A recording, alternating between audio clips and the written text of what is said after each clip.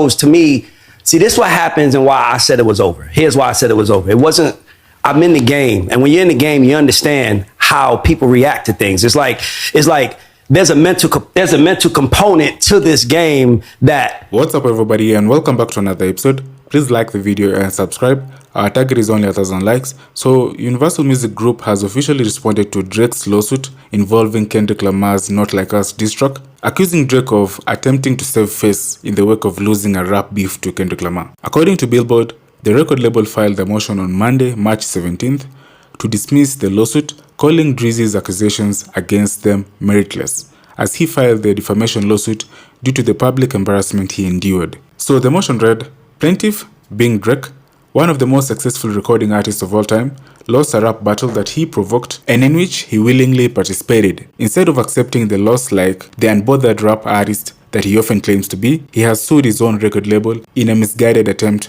to salve his wounds. Drake hate podcast. If we didn't mention, I know. They call us that in the comments though. So Drake is under scrutiny with the Black community once again because he was viewed walking out and performing with Morgan Wallen, country singer Morgan Wallen. Back earlier, a couple years ago, Morgan was on video saying racial slurs. He said it was because he had been drinking. He was suspended from his label, Big Loud Records, dropped from his talent agency, disqualified from, being eligible to receive awards, and his music was removed from major radio networks like iHeartRadio. So this is a known thing, and people are saying that this further shows that Drake is not like us. I just wanted to hear. Did he do it before or after? What do you mean? Was he? He was already established. No, I'm saying Drake did records with Morgan Wallen before. Or no, he didn't. No. He was at his concert. He did a show. He did a show a couple days ago. Yeah. Okay, well, so just want to know your thoughts. Well, I'm gonna say this. This is why we say what we say. This is why I say he's half black, half Jewish. Because he's having a little issue with his black side of the culture, he doesn't have the right people around him telling him, hey, my nigga, I don't think today is the day to go see Morgan Wallen. Like, I think this, what Dave Chappelle said, neither one of us can afford that. None of us can afford you to do that. But he still does it. And this shows to me, see, this is what happens and why I said it was over. Here's why I said it was over. It wasn't, I'm in the game. And when you're in the game, you understand how people react to things. It's like there's a mental component to this game that you have to have, and Drake has never lost, right? So this is the first time. So he probably went there and probably said, fuck all y'all niggas, like not even realizing you need them. You know what I'm saying? You still need your fan base, but he probably did that. So for me, I just look at it like this, like, this is how it starts. You start making worse decision after worse decision because you don't have your black side and you're not connected to it. I don't even think it's the black side. I said this on the last show. Listen, and maybe you can speak on this, Damien. Artists had ecosystems of executives, publicists, managers. It was a collective thing on how we're moving through a particular problem or process. This generation doesn't have it.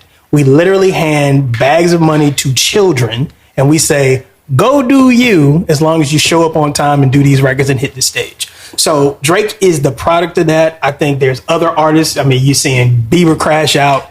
Artists are crashing out because there's nobody around. And when you give me that type of money, I ain't saying it like that. I'm just saying they are. Listen, you give me that type of money and I'm allowed to run unchecked for a decade, I'm not listening to anybody at that point. And I think Drake has a godlike complex, a lot like a lot of these other guys. He's not listening to us all. So as much as, we got labeled a Drake hater thing, I mean, it's like Drake does this shit to himself. It's like, but to me, that's the problem with that generation. Like, I grew up in a world where if somebody said you got to get better, you had to get better. Mm-hmm. We live in a world now where if someone tell you got to get better, they call it a hater. Yeah. Like, and to me, that's it. I agree. Thoughts? Anything?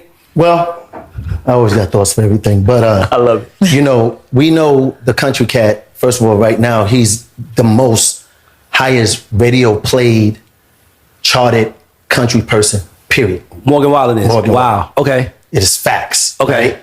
So when I hear that as an artist, sometimes we have to, somebody said to me, well, Guy only was urban. They didn't cross over. And I was like, wow, I had to think about that for a second. And we didn't get the huge white audience, right? But when I went to Japan, people freaked out. I went to London, they freaked out. I said, we did ourselves a disservice. Yeah.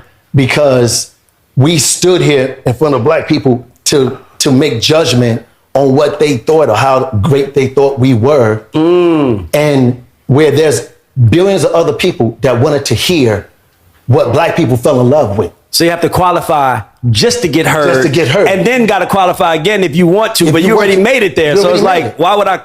So kind of like it, yeah. So Drake doing what Drake did. Look, when you feel people are going against you, and with this Kendrick Drake situation, a lot of people said to hell with Drake. I happen to love Drake when Drake came out doing what he do. He was doing hits after hits after hits, very versatile, right?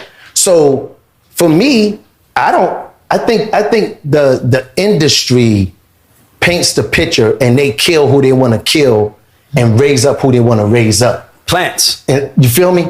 Instead of just holding everybody down and saying, okay, if I am exec, I'm an executive that's going to call and say, yo, don't release that right now because I'm about to release Kendrick. Yeah. So don't release no Drake.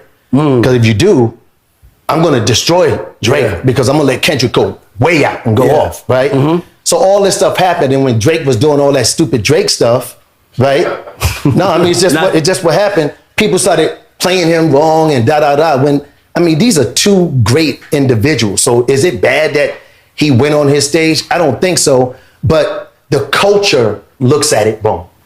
It's the culture. Yep. It's not the fact that he did something wrong. That's like if I go on stage and I don't know Jelly Roll, but I heard you from Guy, and I go on Jelly Roll thing and I start with Jelly Roll, they be like, why this nigga with Jelly Roll? Yeah. But yet now all of my views are going up because now I got his fans. But I want to say that you're 100% right. That is something that we do to each other. We hold each other back. Like as soon as it's time to go bigger, we say, oh, that nigga's selling out. But I think that's also why Drake is so big. He don't have a side to him that's like, I'm selling out. He's like, I'm doing my business. Put it like this. Morgan Wallen, though, and I mean, you're actively out there using the word nigga and things of that nature. Like, I'm like Ali. Ain't no Viet Cong ever called me nigga, so I'm not doing it. Like, I mean, that's line stepping a little bit. So it's adding fuel to the fire of the fact that culturally you're already diminished. I didn't do it. I didn't say it. Culture's doing it to you.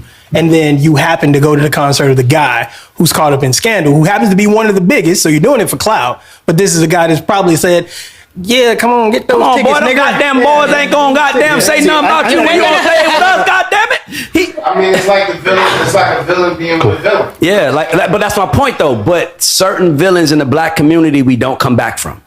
What I'm telling you is, if you already lost to the Shea Butter rapper of the decade, Kendrick Lamar, you lost to him already. The last thing you want to do when you lose to a Shea Butter nigga is go to the vanilla and the mayonnaise. Yeah. You need to goddamn get more some Shea Butter around. Timing. It's the timing is off. So that's what it is.